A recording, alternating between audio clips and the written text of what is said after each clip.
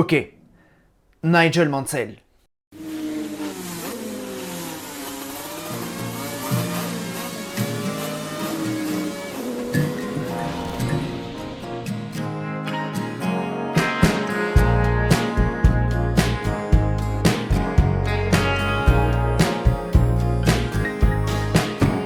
Il est difficile de résumer la carrière de Mansell en quelques lignes, car ce pilote a tout connu en sport automobile.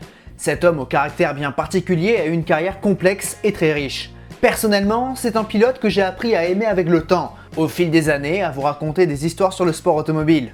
Aujourd'hui, c'est l'un de mes favoris. L'histoire de Nigel Ernest James Mansell commence à Upton-upon-Severn, dans le Worcestershire en Angleterre, le 8 août 1953, il y a tout juste 71 ans. Ses parents, Eric et Joyce, tiennent un magasin de thé. Rien de plus anglais. À la base, Nigel n'est pas destiné à la course automobile. Cela ne fait pas partie de ses centres d'intérêt et il grandit à l'école du Hall Green de Birmingham, là où il fera ses études d'ailleurs.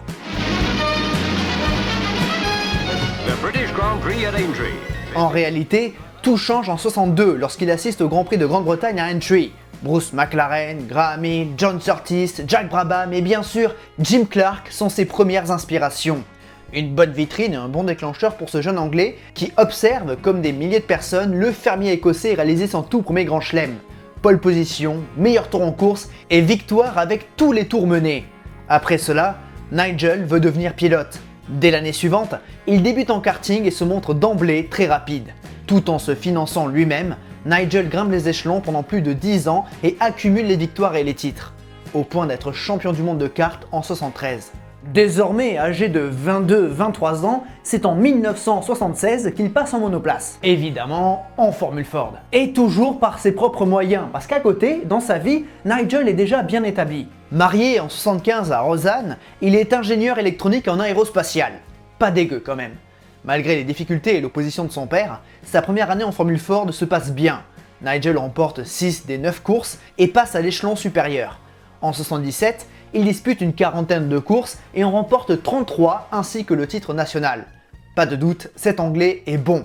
Un pilote agressif, rapide et déterminé et certains le remarquent déjà. Mais tout n'est pas rose, car à Brands Hatch, l'Anglais est victime d'un grave accident. Blessé à la nuque, il frôle la paralysie, ce qui l'handicapera dans sa carrière avec un coup très raide. En 78, Nigel passe en F3, mais par manque de finances, il ne peut boucler la saison. Cela dit, il se montre à plusieurs reprises, confirmant donc son potentiel. De plus, il dispute une course en tourisme qu'il remporte à Donington. Bon, toujours est-il qu'en fin d'année, il arrive à court de financement et doit arrêter sa carrière. Donc bien établi, malgré tout le sport automobile, même si tu es bien établi dans la vie, ça coûte cher, déjà à l'époque. Heureusement, ses parents vendent la maison familiale afin de lui permettre de poursuivre un an de plus. C'est donc un sacré pari. 1979 s'accompagne donc d'une colossale pression. Engagé chez Unipart en F3 britannique avec une March 783, pas le modèle le plus récent, Mansell réalise une saison particulière. Victorieux de la manche d'ouverture à Silverstone, il croise la route d'Andrea De Cesaris à Oulton Park et l'Italien l'envoie en tonneau, puis à l'hôpital. Encore un accident qui met en péril la carrière du moustachu. Bon, en plus de De Cesaris, Mansell croise des Stefan Johansson, Mike Thakwel, Chico Serra, Eddie Jordan, Alain Prost ou encore Thierry Boutsen.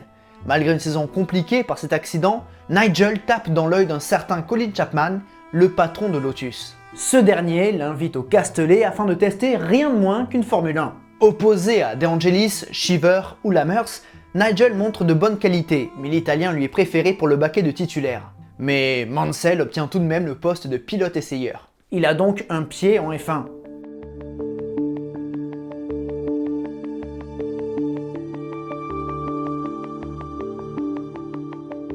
Le pari semble fonctionner, même si la situation de Nigel semble précaire. S'il est bien vu de la part de Chapman, il doit confirmer et s'installer durablement en F1 n'est pas une mince affaire. Pour 80, Mansell continue de faire ses preuves en F2, l'antichambre de la F1. Au volant d'une Ralt RH6, il dispute 4 des 12 courses. La première à Silverstone, puis à Zolder, avant d'aller à Zandvoort où il termine 5ème. Ses premiers points.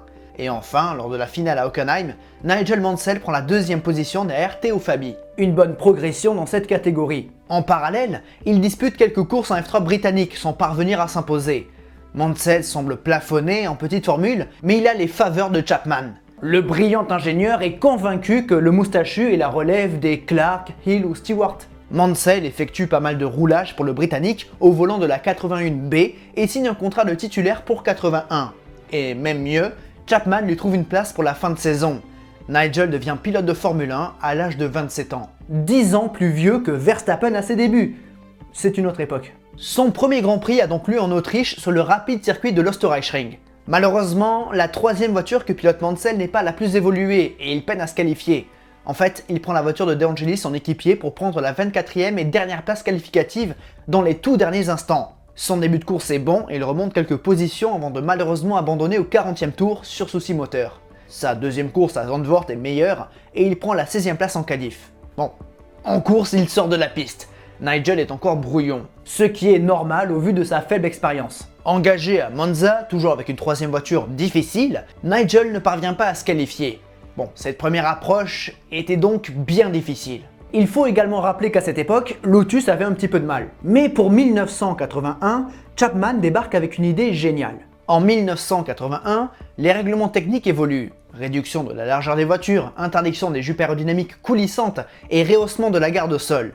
Le but des ingénieurs est donc de trouver des parades pour plaquer leurs autos sur la piste en dépit des règles. On est clairement dans une zone grise. Lotus arrive donc avec une voiture bien singulière car elle est dotée de deux châssis, un fixe et un coulissant qui vient plaquer la voiture au sol à haute vitesse, offrant donc plus d'appui et de performance. Durant l'intersaison, Mansell, mieux préparé, confirme que cette 88 est très bonne. Il y a donc de l'espoir, mais les adversaires de Colin Chapman ne vont pas accepter cette idée. C'est le scandale de la double F1, un sujet dont j'ai déjà consacré une vidéo. Bilan, Lotus ne peut engager ses modèles 88 et doit se replier sur les anciens modèles, les 81B. La réalité, c'est que Mansell galère face à De Angelis. L'anglais divise les observateurs. Si sa vitesse est grandement appréciée par certains, y compris Chapman, principalement Chapman, beaucoup critiquent ce pilote anglais pour son côté brouillon et son faible apport technique. C'est une des raisons qui explique les difficultés de Nigel, il n'arrive pas à mettre sa voiture au point. Les 4 premières courses de la saison 81 sont à oublier. Ça ne fonctionne pas, même s'il se qualifie bien mieux qu'en 80. Mais De Angelis est devant. En revanche, à Zolder, Mansell se révèle et montre qu'il est capable de faire de grandes choses. Auteur d'un excellent début de course où il remonte de la 10e à la 3e place, Mansell passe en mode défense et garde sa position face à des Watson ou Villeneuve et il accompagne Carlos Reutemann et Jacques Laffite sur le podium. Son tout premier en F1 et c'est également sa première entrée dans les points. Alors, on se dit que la carrière de Nigel est lancée. Malheureusement, c'est plus compliqué que ça.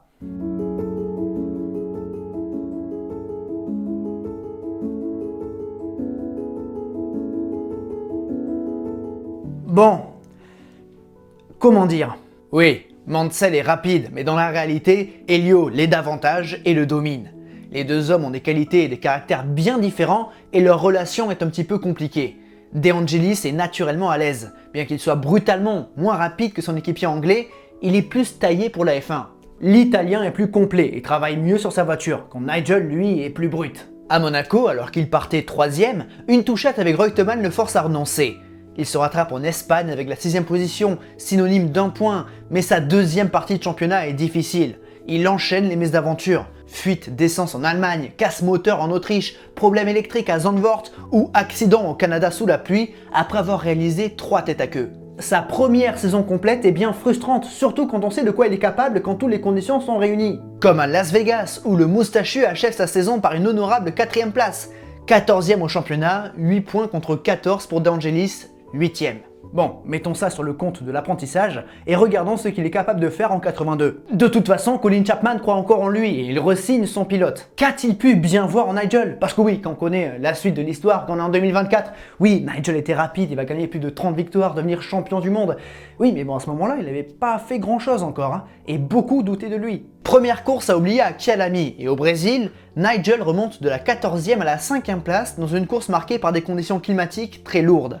Finalement, cette 5e position se transforme en 3e après les disqualifications de Piquet et Rosberg.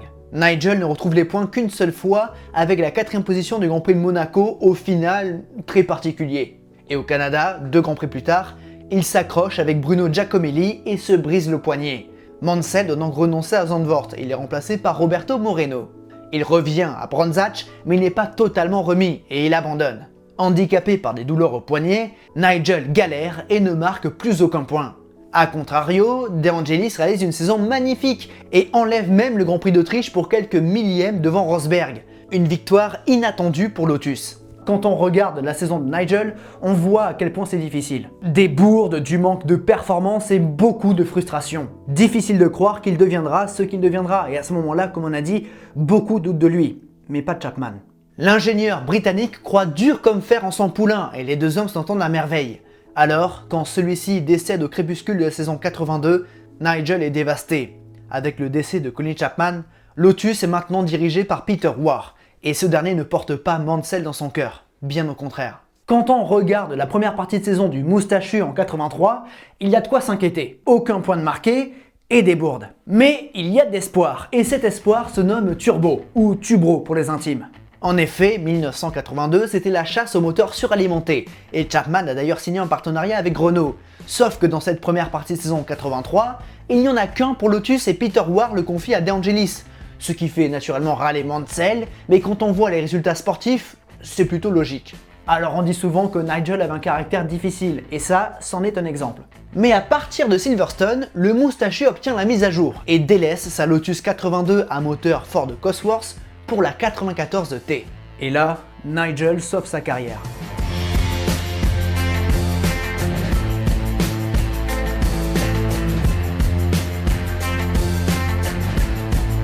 Après plusieurs années compliquées, Mansell va enfin parvenir à se montrer. À croire que les moteurs atmosphériques n'étaient pas assez brutaux pour Nigel. L'arrivée du moteur Renault s'accompagne également de l'arrivée de Gérard Ducarouge, un excellent ingénieur qui va permettre à Mansell de décoller. Bon, plusieurs soucis de mise en œuvre l'empêchent de faire mieux que 18ème en qualif, mais le samedi, jour de course, Mansell remonte comme une balle jusqu'à la 4ème place. Boum! Une sacrée performance à domicile et le public anglais ne s'y trompe pas et acclame leur héros du jour. Voilà qui va changer les choses. Pour la première fois depuis son arrivée, Mansell parvient à exister durablement. Si le retrait à Hockenheim est à mettre sur le compte de la fiabilité, l'Autriche est une belle performance, 3ème en qualif et 5ème en course. Nigel se hisse au niveau de De Angelis, voire mieux.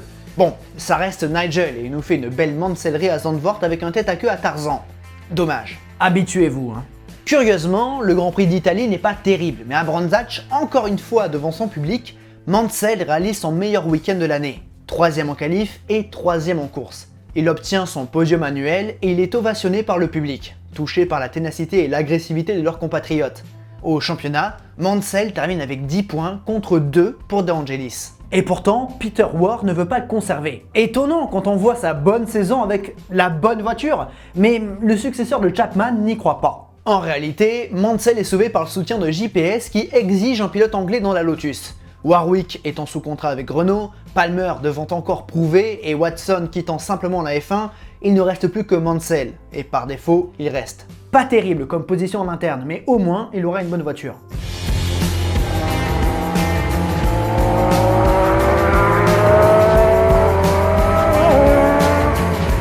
Après plusieurs années dans le ventre mou, Lotus confirme qu'ils sont bien de retour dans le match en 84. Et après une saison 83 délicate, De Angelis revient sur le devant de la scène.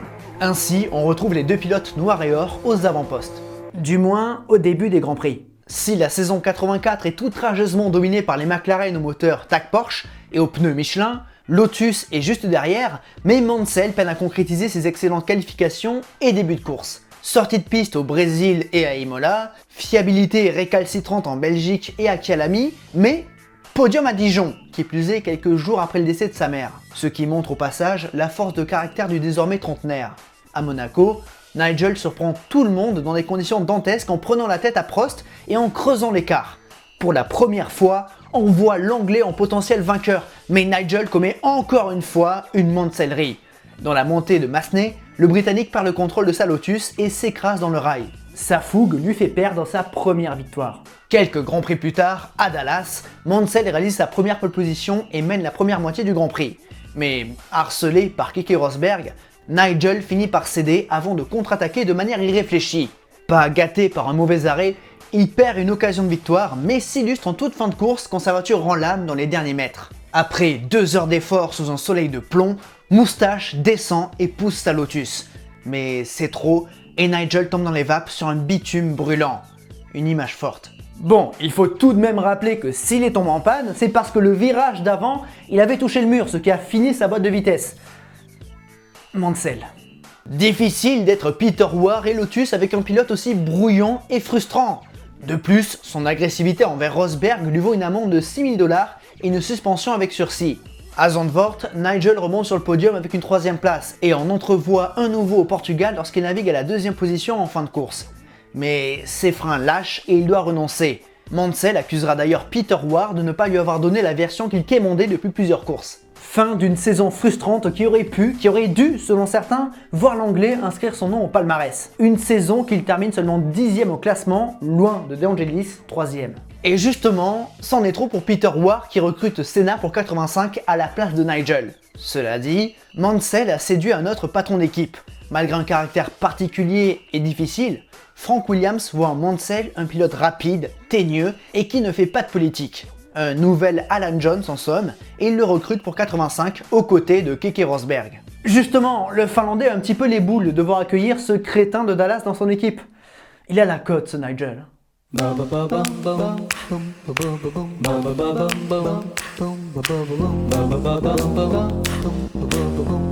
L'environnement Williams est un environnement qui ne convient pas à tout le monde.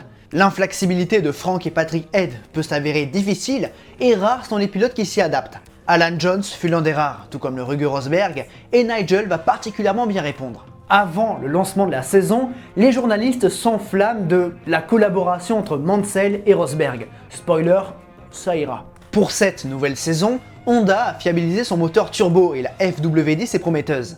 Mais Mansell peine à s'y adapter, bien qu'il entre à quelques reprises dans les points. 5e au Portugal, 5e à Imola et 6e au Canada.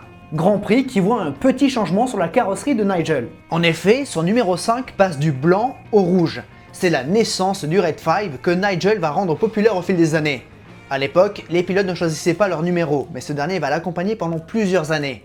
S'il a changé de couleur, c'était pour le rendre plus visible et le surnom de Red 5 sera donné par le commentateur Murray Walker.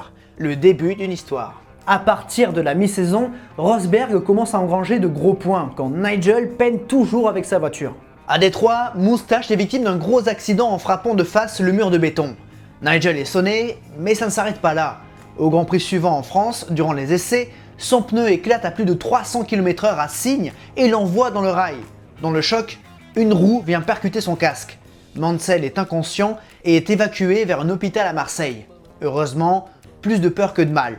Bon, une nouvelle saison sans résultat pourrait définitivement compromettre sa carrière. Ça ne paie toujours pas et c'est la même chose depuis 5 ans. Âgé de 32 ans, Nigel doit à tout prix prouver qu'il a sa place en F1. À Spa, Mansell trouve quelque chose et prend son premier podium de la saison avec une 2e place. Bon, ça on sait qu'il en est capable. Une fois ou deux par saison, il finit sur la boîte. En revanche, il va confirmer, et ça, il n'avait encore jamais fait. Dès la course suivante à Brands Hatch, Williams apporte les dernières évolutions, et elles conviennent bien à Mansell qui prend la 3e place en qualif.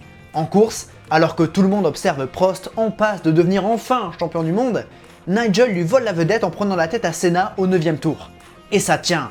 Mansell ne lâche pas et creuse l'écart. Peu à peu, on commence à y croire, et Nigel ne flanche pas. En fin de Grand Prix, le public se lève pour encourager la voiture au numéro 5 rouge. Nigel Mansell boucle le dernier tour et remporte enfin sa première victoire en Grand Prix après 73 tentatives. Enfin, Mansell conclut. And now he comes out of Clearways and takes the checkered flag, and Nigel Mansell has won the Shell Oil Grand Prix of Europe. He is exultant, he is exuberant, and he's got every justification to be. En fait, dans cette saison 85, malgré ses bourdes, Nigel a pas mal progressé. Plus serein, plus confiant et bénéficiant d'un meilleur environnement chez Williams que chez Lotus, il récolte enfin le fruit de son effort. Ce jour-là, il délaisse sa peau de bébête maladroit, inconstant et devient vainqueur de Grand Prix. Un nouveau Mansell est né. Et Moustache confirme à Kyalami en prenant une magnifique pole position qu'il ose convertir en victoire. Pour ceux qui en doutaient encore, oui, Mansell a bien changé. En Australie, s'il part 2e avec l'espoir de triompher une 3e fois d'affilée, ce qui serait un petit peu gourmand, il doit renoncer dès le premier tour sur casse de transmission. Mais Keke Rosberg confirme que Williams est de retour aux affaires en prenant sa 5e et dernière victoire en carrière pour sa dernière course dans l'écurie de Frank. En effet, le champion du monde 82 va laisser sa place au champion du monde 81 et 83, Nelson Piquet, qui débarque tout fanfaron chez Franck et Patrick, ne considérant pas Nigel Mansell comme une menace. Et cela va nous offrir l'une des collaborations les plus tendues de la F1.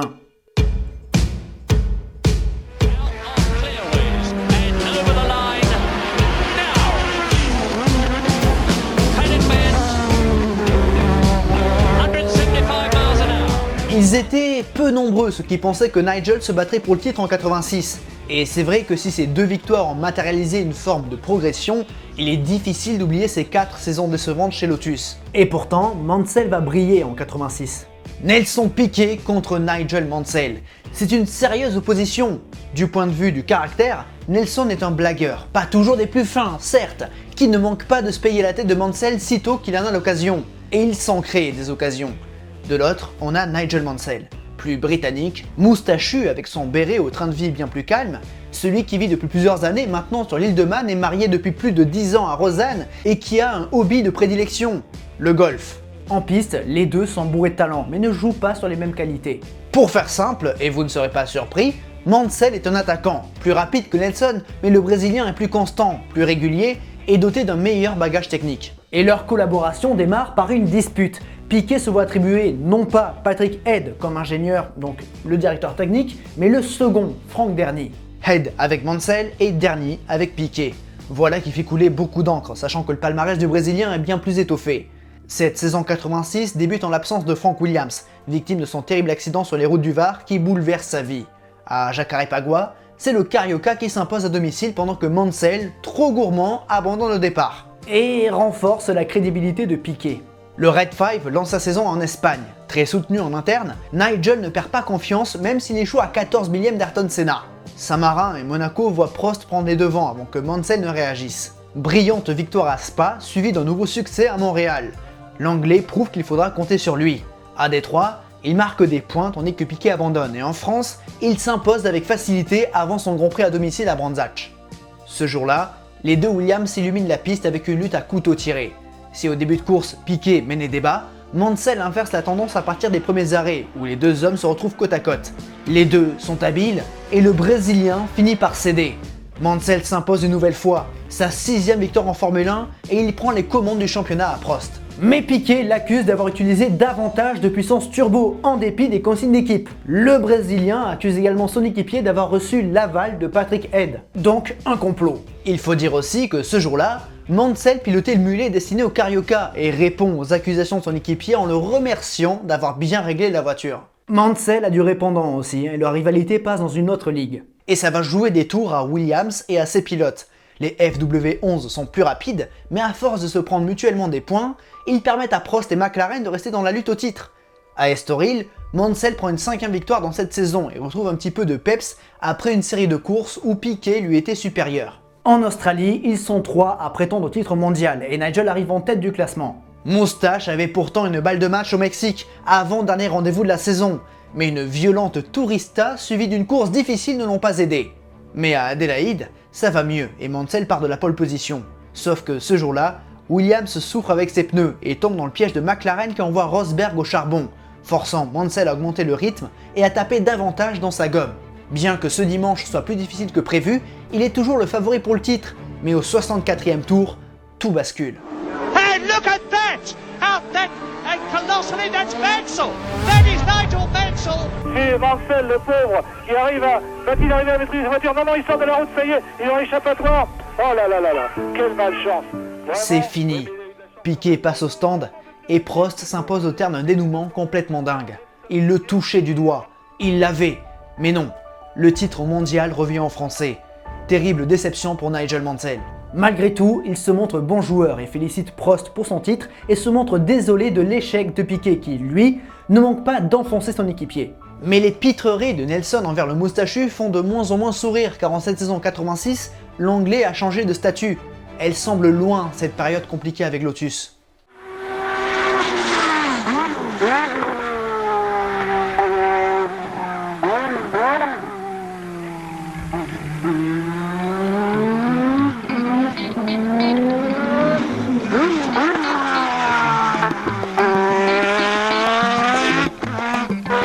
Il n'y a pas de changement de réglementation majeur en 87 et c'est donc une nouvelle opportunité de sacre pour Mansell et Piquet.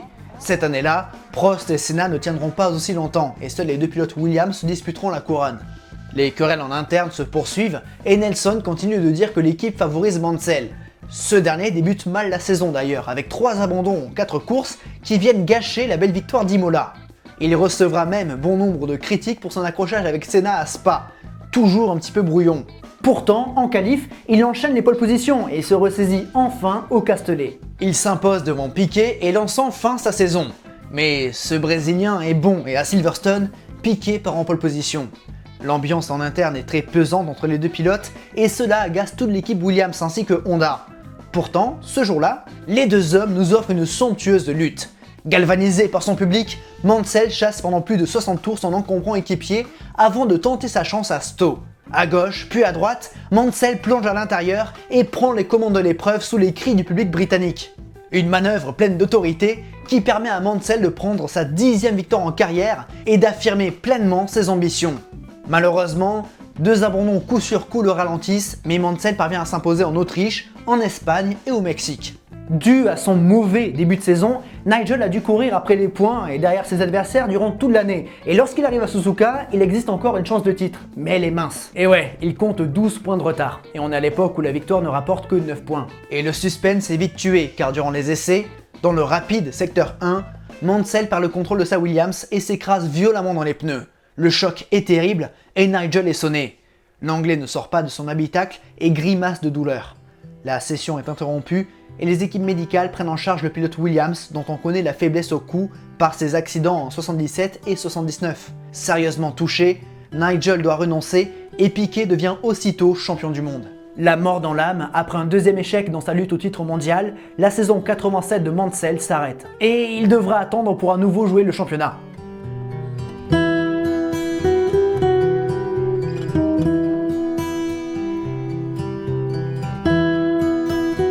Durant cette saison 1987, le favoritisme de Williams envers Mansell a fait fuir Piquet.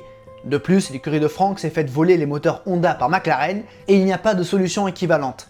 Après 2 années de rêve, Williams chute brutalement en 88. Frank compte bien attirer un motoriste de pointe pour 89, mais en attendant, ce sera une année de transition. Rejoint par Riccardo Patrese, l'ambiance est bien plus détendue en interne, mais Nigel comprend vite qu'il ne pourra rien espérer dans cette saison. D'une part, sa Williams John n'est pas assez véloce, et d'autre part, les McLaren sont intouchables. Malgré tout, Nigel fait son Mansell en sublimant quelquefois sa monture. Deuxième en qualif au Brésil et en Hongrie, il prend même 2 podiums. Le premier à Silverstone, bien sûr, dans des conditions pluvieuses où une plus faible puissance s'est révélée être en avantage. Puis une nouvelle fois deuxième à Jerez. Mais Nigel fait son Mansell à un double sens. En effet, en Hongrie, sa 2e position sur la grille n'a pas pu être convertie. Après une violente tourista en 86, après avoir percuté une passerelle après sa victoire en Autriche en 87, lui laissant d'ailleurs une terrible bosse sur le front, il est maintenant atteint de la varicelle et renonce à Budapest avant de déclarer forfait en Belgique et en Italie, remplacé par Brundle et Schlesser. Bref, dans cette saison difficile, les relations entre Nigel et Frank se tendent et leur avenir en commun devient de plus en plus hypothétique. Et ce, malgré la signature du partenariat Williams-Renault, qui ne convainc pas forcément l'anglais. Alors, Moustache se laisse séduire par Enzo Ferrari et ses seconds. L'idée d'une aventure en rouge tente bien le Britannique, qui accepte de signer chez la Scuderia pour 2 saisons. Il est le dernier pilote qu'Enzo Ferrari a signé, car le Commendatore s'éteint en août de la même année. Mansell et Ferrari, c'était une éventualité dès 86, où Marco Piccinini avait même réussi à signer un pré-contrat avec l'anglais. Il aura fallu attendre 3 ans de plus pour que ce fantasme se réalise, et Nigel est très bien accueilli chez Ferrari. Les tifosi aiment ce style de pilote, ces attaquants qui font rêver, et ils surnomment rapidement Mansell Il Leone. Si le Lion rejoint Gerhard Berger, pensionnaire de la Scuderia depuis 87, beaucoup de choses changent en interne. Enzo Ferrari n'est plus, et Marco Piccinini non plus. Enfin, il est pas mort, il est juste plus là. Désormais, c'est Cesare Fiorio qui prend les commandes. Un des arguments ayant convaincu Mansell de revêtir la combinaison rouge, c'est la présence de John Barnard dans leur rang. Ce talentueux ingénieur britannique a d'ailleurs mis au point durant l'année 88 un tout nouveau système, les palettes au volant. Bref, c'est beaucoup de changements pour Nigel qui débute donc un nouveau chapitre. Et beaucoup se demandent si la mayonnaise va prendre. Et comment dire... Look for the checkered flag. What a fool running across the course. A raving lunatic. But Nigel Mansell has won the Brazilian Grand Prix. Oui, Nigel Mansell remporte son tout premier Grand Prix en rouge, un succès bien particulier. Seul Fangio était parvenu à triompher de sa première en rouge. Par la suite, après Mansell, seuls Kimi Raikkonen et Fernando Alonso y parviendront. Malheureusement, cette première course idyllique n'est qu'un leurre. Les McLaren sont toujours dominantes et cette nouvelle boîte de vitesse montre des signes de fragilité. Mansell abandonne lors des 4 courses suivantes avant de se remettre d'aplomb. Il enchaîne les podiums entre la France et la Belgique et s'impose même en Hongrie après être parti de la 12e place. Capable du meilleur, mais aussi du pire. Il commet une nouvelle Mansellerie au Portugal en faisant marche arrière dans les stands. Une manœuvre dangereuse formellement interdite que les stewards sanctionneront durement. Mansell est suspendu pour le Grand Prix d'Espagne. N'oublions pas, toujours au Portugal, un accrochage avec Ayrton Senna un petit peu plus tard dans la course, alors qu'il était disqualifié. Cette fin de saison est donc bien décevante. Malgré tous ses abandons, Nigel termine 4ème du championnat derrière Prost, Senna et Patrese. Berger n'est que 7ème.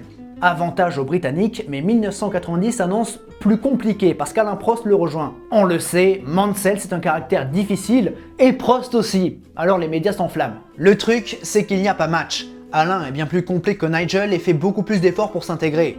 Il joue le jeu de la Scuderia et s'implique à 100% dans le projet, chose que n'a jamais fait Mansell. Ainsi, Prost s'approprie Ferrari, ce qui lui permet de jouer le titre mondial contrairement au moustachu. Le Britannique souffre face aux Français, mais parvient toujours à s'illustrer parmi les outsiders. 3ème au Canada, sa 2ème place au Mexique est tout bonnement incroyable grâce à son dépassement à l'extérieur sur Berger. Une manœuvre pleine d'audace qui caractérise bien Mansell. Poleman en France et en Grande-Bretagne, Nigel est tout de même agacé de cette situation difficile en interne. Bien que ce soit sa 2e année avec Ferrari, ça ne marche pas vraiment et Mansell commence à sentir le poids des années. Abattu par 2 abandons consécutifs, dont un à Silverstone alors qu'il pouvait s'imposer, Mansell surprend tout le monde après la course. I'm announcing my retirement and I'm looking forward to racing 100% to the end of the year. If I can help Alan win the championship and if I can win some races before the end of the year myself, great. But I'm looking forward to putting my family first for the first time ever in my life. I can tell you, as of this minute, Adelaide will be my last Grand Prix. Présent depuis 10 ans maintenant à F1, cette annonce bouleverse le paddock. Au final, Mansell sera bel et bien un acteur majeur de la saison 90, mais pas nécessairement du point de vue de l'équipe Ferrari. Son implication en interne laisse clairement à désirer. Pas souvent présent aux essais privés, préférant arpenter les greens de golf, Nigel reçoit beaucoup de critiques de la part de Prost. De plus, son attitude de diva à Spa n'arrange pas son sort. Vexé par une voiture au comportement hasardeux, le moustachu se retire brutalement de l'épreuve et file à l'anglaise sans dire un mot à Cesare Fiorio. Malgré tout, grâce à une gestion calamiteuse de la Scuderia, Mansell a assez de liberté pour s'imposer à Estoril et recevoir le soutien de Fiorio après cette victoire très critiquée. En effet, au départ, Nigel a gêné son équipier luttant pour le titre et s'est imposé devant lui. Bon, il se rattrape quelque part en Espagne en terminant derrière Alain, mais c'est trop tard. Cette saison 1990 est agitée sous bien des aspects. Alors qu'il avait annoncé sa retraite, il se trouve que Mansell revient sur sa décision car Frank Williams le rappelle. Le patron anglais n'a pas réussi à récupérer Senna et a perdu Alesi. Il s'est donc rapproché du moustachu. Bien que 88 fut compliqué entre les deux hommes, ils ont chacun un profond respect envers l'autre et Nigel revient à la maison. En piste, le championnat se joue au départ du Grand Prix du Japon. Grand Prix qui voit Nigel, on le dit ensemble, commettre une nouvelle Mansellerie. Dans son passage au stand, alors qu'il est en tête, il réaccélère comme un bourrin et défonce sa transmission. Abandon très bête de l'anglais, qui anime cependant sa dernière sortie en rouge en luttant face à Piquet pour la victoire. Malgré une attaque suicide dans l'ultime tour, il doit se contenter de la 2e place. Fin de l'aventure Ferrari.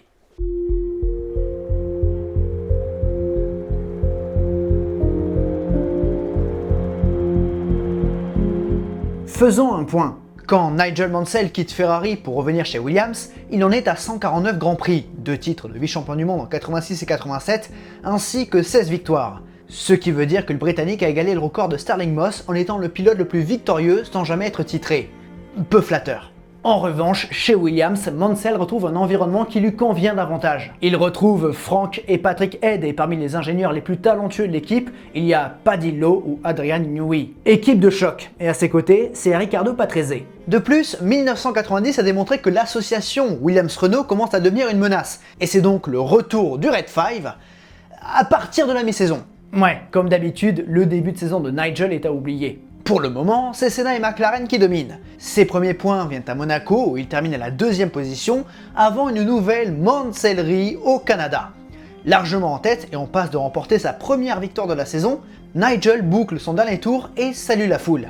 Un geste qui lui fait manquer un passage de boîte et à l'épingle, cette dernière rend l'âme et la Williams s'immobilise à quelques centaines de mètres de la ligne. Terrible désillusion, d'autant plus que, comme au Japon l'année précédente, c'est Piquet qui l'emporte. La première victoire arrive bel et bien 2 grands prix plus tard. Mansell s'impose en France et prend seul le record de succès sans couronne. D'ailleurs, 1991 pourrait être son année parce que Senna commence à galérer. À Silverstone, Nigel domine et réalise son tout premier grand chelem devant son public. De plus, Senna abandonne dans le dernier tour et les 2 protagonistes nous offrent une image forte. Mais le Brésilien, qui n'apprécie pas beaucoup l'anglais, comme beaucoup d'ailleurs, est redoutable dans cette saison et se défend très bien. Désormais, la meilleure voiture c'est la FW14 à moteur Renault. Mansell s'accroche et enchaîne les résultats sitôt que sa boîte, le talon d'Achille de sa monture, le laisse tranquille. Il s'impose en Italie et en Espagne au prix d'un dépassement mémorable sur son rival et arrive à Suzuka dans des circonstances similaires à 87. 16 points de retard sur Senna. Bon, désormais, la victoire apporte 10 points, mais ça reste loin quand même. Ce sera dur et dans ce Grand Prix du Japon, les 2 leaders s'échappent, le Brésilien devant l'Anglais. Mais au 10e tour, le titre tombe entre les mains de Senna. Pour la 3e fois de sa carrière, Mansell termine vice-champion du monde. De quoi encore avoir des regrets. Son début de saison raté et ses bourdes comme au Canada sont vivement critiquées. Beaucoup pensent que sa chance est passée. En tout cas, ceux qui n'observent pas attentivement la F1. Car cette saison 91 à 2 vitesses démontre une chose, que la Williams Renault est devenue la meilleure voiture. En 1992, la suspension active est désormais au point et Mansell ne va laisser que des miettes. Avec cette électronique, la tenue de route et la stabilité de la monoplace est dingue et cela offre un avantage considérable à Williams. Nigel s'y adapte parfaitement malgré ses 39 ans et avec le soutien de son équipe, il domine le championnat. 5 pôles et victoires consécutives en ouverture de saison avant Monaco et sa Mansellerie. Largement en tête encore une fois, Nigel a de nouveau une occasion de s'imposer en principauté. Mais à 8 tours de la fin, l'Anglais suspecte une crevaison et rentre au stand. Mais cette crevaison n'existait que dans sa tête et lorsque le Red 5 reprend la piste, il est dans la boîte de vitesse de Senna. Nigel et son audace tentent donc le tout pour le tout, mais à Monaco, face aux Brésiliens, c'est impossible et Mansell échoue péniblement à la 2e position. Une défaite qui fait très mal au leader du championnat. En plus, au Canada, une incompréhension avec Senna le force à renoncer, mais il se remet en selle en France où il triomphe, puis à Silverstone où il prend son 4e et dernier grand chelem. Une 4e victoire à domicile qui rend complètement fou ses supporters qui envahissent la piste. Un beau témoignage de la Mansell Mania, car malgré ses bourdes et ses gaffes, la rapidité et l'agressivité de l'Anglais ont su trouver son public. Et il est nombreux. En Allemagne, Nigel s'impose une 8e fois en 10 courses et compte 86 points sur les 100 possibles. Tôt dans la saison, on avait compris que 92 devait être son année et il a répondu présent. Nigel compte 46 points d'avance sur Patrese et peut prendre le titre dès la manche suivante en Hongrie. Si Senna s'impose, le Red 5 termine 2e et devient enfin champion du monde. Ayrton Senna's 2nd win of the year in an absolutely thrilling Grand Prix. But Ayrton, if you'll excuse us, we'll go first of all to Nigel Mansell. Nigel, the moment you've dreamed of and worked for, all the trials and sacrifice, now we can call you world champion. How do you feel? I don't know how to answer it. After driving for 30 years and being second twice to Ayrton and once to Alain, I think that race was interesting to say the least, wasn't it? And some people said you would never do it. What do you say now to those doubters? Well, I think they're wrong. Oui, il avait une voiture ultra dominatrice, mais pour un pilote ayant débuté à l'ère des wing-cars bien rustiques, il fallait s'y adapter. Ce pilote s'est battu contre des Lauda, Piquet, Prost, Senna et maintenant Schumacher ou Hakkinen. 29 fois victorieux, il rend le titre de roi sans couronne à Stirling Moss. Depuis Silverstone, il est également le Britannique avec le plus de victoires, dépassant les 25 de Clark et les 27 de Stewart.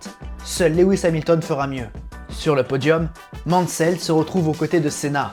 Depuis presque 10 ans, ces 2 ténors n'ont cessé de se marcher dessus. De nombreux accrochages au fil des années et de nombreuses piques lancées par médias interposés. Mais cela n'empêche pas Senna de féliciter chaleureusement son rival. Mansell savoure et dédie ce succès à sa fille Chloé, âgée de 6 ans. Mais pris dans l'euphorie, il s'emporte et commet une gaffe. En étant désormais champion du monde, il estime qu'il mérite une augmentation de salaire, et ça, il va le dire à Frank qui ne rigole pas du tout. Et ça, c'est un tournant dans la carrière du moustachu. Chez Ferrari, il avait perdu les faveurs de Fiorio en demandant une trop grosse somme. À son retour à Didcot, il avait obtenu de Frank un bon salaire, plus que ce que le patron aurait voulu, mais là, c'en est trop. Avec Prost rejoignant l'équipe en 93, l'avenir du nouveau champion du monde s'assombrit drastiquement. Beaucoup de gens peinent à y croire, mais c'est bien la réalité. Les relations sont à nouveau très tendues entre le pilote et le patron. Nigel balaie la possibilité de rester aux côtés de Prost avec une baisse de salaire et s'en va même toquer à la porte de McLaren. Il faut savoir que Ron Dennis et Nigel Mansell se détestent. Au moins c'est clair. Êtes-vous surpris? Mais bon, de toute façon, cette approche n'est pas vraiment sérieuse. Le nouveau champion du monde vit mal cette situation et se rend à l'évidence. Il quittera la F1 au terme de la saison. Entre-temps, il s'impose une 30e et dernière fois au Portugal et achève sa saison par 2 abandons aux antipodes, dont un en Australie où il s'accroche avec Senna. Triste fin de saison pour Nigel qui ternit une année record. 108 points marqués, 9 victoires et 14 poles. Pourtant, 1993 se fera sans lui. Le moustachu trouve bien une solution pour 93 et se lance à la conquête des États-Unis. Very quick change down to third, through the right-hander, through the left. This is very quick indeed, on the limiter in third, sliding out, and this is a very quick right-hander too. Direction le kart, le championnat de monoplace américain. L'IndyCar de l'époque, et Nigel atterrit dans une des meilleures équipes. Newman Haas aux côtés de Mario Andretti. Sacré paire. En outre, on y retrouve des Emerson Fittipaldi et Paul Tracy chez Penske, mais aussi Eddie Cheever, Maurizio Gugelmin ou Stefan Johansson, sans oublier Nelson Piquet aux 500 miles d'Indianapolis. Avec ce championnat, Nigel redécouvre des voitures rustiques, aucune assistance, donc bien loin de sa Williams de 92. Des circuits à l'ancienne, bosselés et exigeants. Clairement, l'IndyCar est bien différent de l'aseptisé F1. Et ce qui est sûr, c'est qu'on ne s'attendait pas à voir Nigel aussi performant. Dès la manche d'ouverture à Surfer Paradise en Australie, le Red 5 qu'il a pu conserver prend la pole position et la victoire. Le premier rookie à réaliser pareil exploit. Malheureusement, sur l'ovale de Phoenix, il est victime d'un violent accident aux essais. On craint le pire, mais Nigel s'en sort bien. De retour à Long Beach, il s'impose une deuxième fois avant de découvrir les mythiques 500 miles d'Indianapolis. Sur les 2,5 miles de ce circuit mythique, Nigel impressionne beaucoup de monde. Qualifié 8ème entre les deux Penske, l'Anglais remonte et mène la course dans les derniers tours. Mais dans l'ultime relance, il pêche par manque d'expérience et se fait dépasser par Emerson Fittipaldi et Harry Luyendijk. Le Brésilien s'impose devant le Néerlandais et Mansell termine 3ème. Une sacrée performance pour une première. Par la suite, Nigel prouve bel et bien qu'il est un candidat au titre. Si on l'attendait davantage sur les circuits routiers que sur les ovales, c'est bien sur les anneaux de vitesse que Mansell s'illustre. En fait, Newman Haas est plus à son aise sur ses tracés, là où Penske ont fait des routiers leur terrain. Ainsi, la Lola au numéro 5 rouge s'impose à Milwaukee, au Michigan et au New Hampshire le jour de ses 40 ans. Sacrée victoire. Enfin, il s'impose dans l'avant-dernière manche à Nazareth et remporte ainsi le titre IndyCar. Il devient le 3e champion du monde de Formule 1 à y parvenir après Mario Andretti en 84 et Fittipaldi en 89. À son arrivée, le public américain ne le connaissait pas vraiment et pourtant, King Nigel s'est vite fait un nom aux States. Malheureusement, 94 est bien plus difficile. Les Penske prennent le pouvoir et dominent les débats. Nigel ne se contente que de 3 subtils podiums en début de saison. À l'Indy 500, il abandonne même sous drapeau jaune après un contact. Bref, l'état de grâce est donc terminé, mais la saison 94 de Mansell est connue pour autre chose.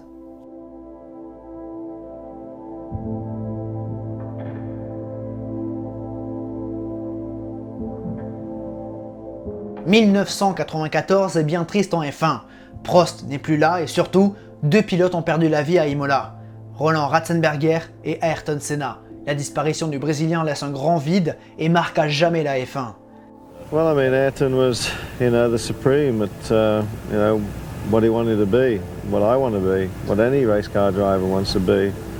It's just that some drivers have a lot more success at it than others, and Ayrton was at the top of his game, 3 times world champion, and he was just excellent at what he did. And when something happens like this, it makes you realise. How valuable life is and what risks we do take. my sincere condolences, and he won't be with us, but he'll be never forgotten. Désormais, c'est Michael Schumacher qui domine, avec un Damon Hill en outsider. Et cette affiche ne fait pas rêver, et pour preuve, les audiences chutent drastiquement. Alors, Bernie Ecclestone fait un appel du pied à Nigel. Bernie et Frank Williams. Oui, ils ne sont pas restés fâchés très longtemps. Ils ont tout de même négocié les conditions, et au départ, Nigel en demandait trop, comme d'habitude.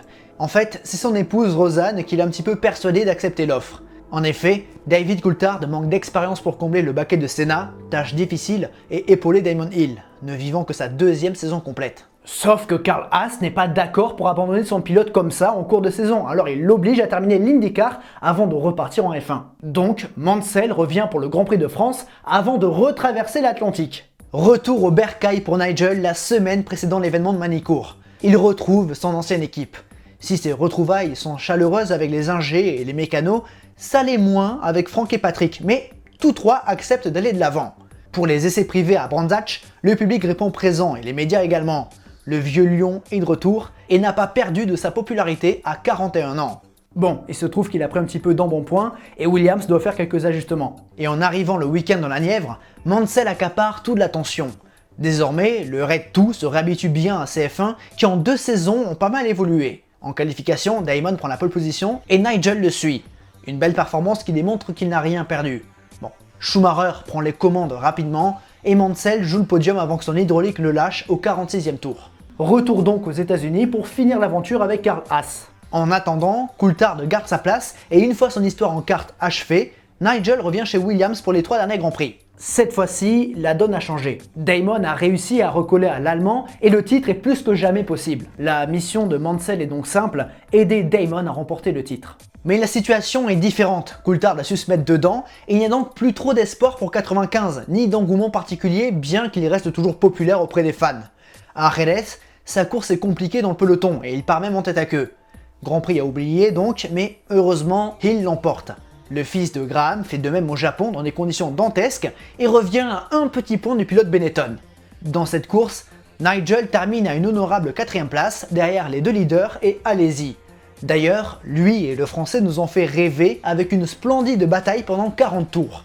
2 furieux qui font vibrer le public. En revanche, à Adélaïde, l'ambiance est tendue. C'est la finale du championnat et c'est Nigel qui prend la pole position, sa 32e en carrière. Bon, au départ, il manque son envol et laisse ainsi filer les 2 prétendants au titre. Cela dit, on sait comment ça se termine, et lorsque les 2 leaders sont out, Nigel retrouve les commandes de l'épreuve. Esselé en tête, le champion du monde 92 ne flanche pas et réussit à s'imposer durant son intérim et dernière course avec Williams, sa 31e et dernière victoire en Formule 1, qui permet également à l'écurie de Frank de prendre le titre constructeur. Est-ce la fin de l'aventure? Non, il reste encore le désastre McLaren, qui en soi mérite à lui seul une vidéo, mais bon, on va abréger la chose. Coulthard lui étant préféré chez Williams, Nigel trouve refuge chez Ron Dennis. Le patron de McLaren a d'abord voulu sortir Prost de sa retraite, mais le français a refusé. Alors, c'est Mansell qui hérite du baquet. Et ce baquet pose littéralement problème. Je vous la fais courte, Mansell est trop gros pour entrer dedans. Catastrophe, et Nigel rate le début de saison le temps qu'une nouvelle coque sorte des ateliers. Mark Blundell le remplace alors, et ça emmerde pas mal Dennis, toujours pas très fan de son pilote. C'est donc à Imola que Mansell débute réellement avec sa nouvelle écurie. D'ailleurs, Nigel se vante d'avoir fait plier le patron qui, lui, voulait laisser tomber. Et évidemment, ça ne fait qu'envenimer la situation. Ouais, il n'a pas changé. De plus, Nigel poursuit ses requêtes auprès de son équipe et ne se rend pas compte qu'en réalité, Ron cherche à se séparer du champion du monde 92. À se demander pourquoi il a pris dans son équipe. En fait, c'est Mercedes, le nouveau motoriste de Woking, qui a forcé la main à Ron, moyennant un salaire mirobolant pour Mansell. Bref, son Grand Prix de Saint-Marin est terne et il ne termine qu'à une triste 10e place. Rendez-vous à Barcelone. Et justement, après le warm-up du dimanche matin catalan, Mansell fait irruption dans une conversation très importante entre Dennis, Helmut Werner, l'actuel président de Mercedes, et son successeur, Jürgen Schrempf. Mansell débarque sans se rendre compte de rien et critique ouvertement la voiture. Une nouvelle Mansellerie qui, cette fois-ci, lui coûtera sa place en F1 parce qu'elle permet à Ron de justifier son licenciement. Qualifié 10e, Mansell lutte en course contre le comportement de sa voiture et au 19e tour, il part à la faute et échoue dans le bac. C'est dans ce dernier que la carrière en Formule 1 de Mansell s'achève, après 187 Grands Prix. Ouais, alors, il avait prévu de s'arrêter à Silverstone devant ses fans, mais il est finalement poussé dehors par McLaren. Une fin brutale de son passage en F1. Ça aurait été plus beau de quitter la discipline après sa victoire en Australie, mais bon, c'est Mansell, ça peut pas être fin.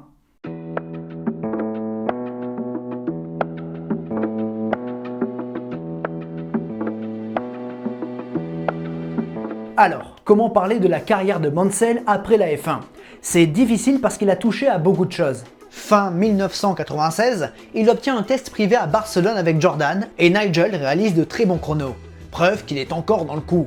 Alors, on se questionne sur un possible retour de moustache rasée en 97, mais il se ravise. La F1 et Mansell, c'est terminé. Alors, Mansell va refaire des essais en kart sans aboutir à un contrat avant d'aller s'amuser avec Harry Vatanen sur la glace. En fait, c'est en 1998 qu'il fait son retour à la compétition. Cela se fait en BTCC au volant de la Ford Mondeo à Donington. Ainsi, l'ex-pilote de F1 découvre une catégorie bien différente, bien plus rude. Son arrivée en BTCC, championnat vivant son âge d'or, est très remarquée et médiatisée, et cela agace quelque peu ses adversaires. De plus, pendant les essais, il est victime d'un contact avec John Cleland, la légende du BTCC. Les esprits s'échauffent dans les garages et après une course 1 à oublier, Mansell se retrouve à jouer la victoire face à Cleland en course 2. De quoi rendre le public hystérique, mais son manque d'expérience jouera en sa défaveur et il termine 5ème. Il refait 2 apparitions entre Brands Hatch et Silverstone sans parvenir à réitérer cet exploit. Dans des émissions télé, où Mansell est toujours bien accueilli, il refait surface en Grand Prix Master dans les années 2000. Un championnat éphémère regroupant d'anciens pilotes de Formule 1. Des Fittipaldi, Patrese, De Cesaris, Warwick, Tambay, Arnoux, Lafitte et j'en passe. Sur les 3 courses disputées, Mansell remporte les 2 premières. Victoire à Kyalami et à Losail. Malheureusement à Silverstone en août 2006, il abandonne. Après quelques apparitions en GT ou en Proto, sans oublier le DTM Legend, concept similaire à la Formula Master, sa dernière course internationale n'est d'autre que les 24 heures du Mans. En réalité, il aurait dû découvrir cette course en 1982 lorsque Porsche lui a proposé avec une prime de 10 000 livres. Mais Colin Chapman a refusé que son pilote prenne des risques inutiles et a tout simplement payé ses 10 000 livres pour qu'il reste à la maison. C'est donc en 2010 que Nigel découvre les 24 heures du Mans, et pas avec n'importe qui, car il est accompagné de ses 2 fils, Greg et Léo.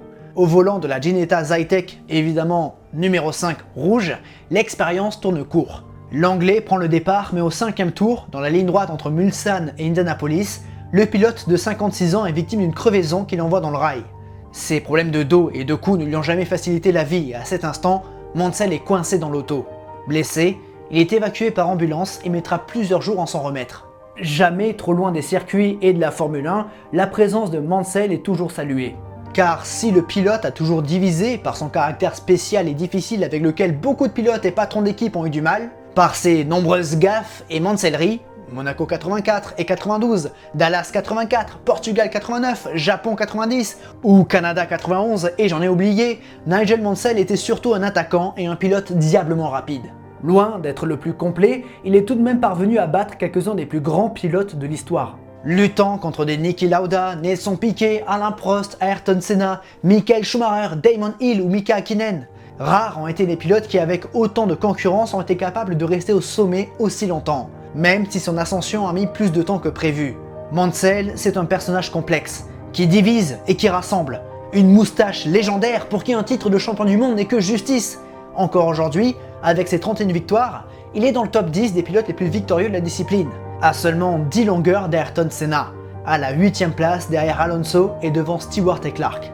De loin, le pilote titré qu'une seule fois le plus victorieux, et s'il avait été conservé en 93 par Williams, il aurait pu en glaner un 2e. Également 8e au classement des pole positions, évoquer Mansell, c'est revenir sur 15 ans de Formule 1, dans une des époques les plus passionnantes de la discipline. On arrive au bout de cette vidéo sur la carrière et la vie de Nigel Mansell. J'espère qu'elle vous a plu. Si c'est le cas, vous savez quoi faire sur la plateforme. N'oubliez pas vraiment, dans cette vidéo plus qu'ailleurs, mais c'est important partout, mais celle-là spécialement, vu qu'elle est très longue, de liker, de vous abonner, de partager, voilà, vous savez quoi faire. Merci également à ceux qui ont décidé de rejoindre la chaîne. Leur nom s'affiche à côté de moi, je crois que ça s'affiche là ou là. Je recommence avec, je sais plus où c'est, je crois que c'est là. S'il faut c'est là, je passe pour un con, c'est pas grave. Bref, merci de m'avoir écouté jusqu'ici, mais surtout, n'oubliez jamais, le plus important, c'est de continuer d'aimer le sport auto. À la prochaine. Je suis content d'avoir parlé de Mansell. C'était long, c'était dur aussi, parce que Malgré tout, c'est un effort. Ça fait 2 ans, je crois que je dis ça, mais il faut que je fasse une vidéo en mode vlog de comment je fais une vidéo. Ça peut être intéressant, je pense. Je mettrai ça sur la piste, hein, évidemment. Donc si jamais il y a chaîne secondaire, la piste, voilà, vous connaissez le lien en description. Mais 1h30 de tournage face cam, hein. Donc juste quand vous me voyez, parce que c'est ça la face cam, parce que quand vous me voyez pas, c'est une voix, enfin tout con. Et donc 1h30 de tournage, c'est fatigant, j'ai la gorge arrachée. Voilà, j'espère, en tout cas j'ai donné ma personne, quoi, et j'espère que ça vous a plu. Et voilà, Nigel Mansell, quoi. Ça fait partie de... Ouais, vu que je parle souvent de cette période-là où il a évolué, c'est toujours un acteur principal, ouais, de mes vidéos, donc ouais, c'est cool. Bref, des bisous.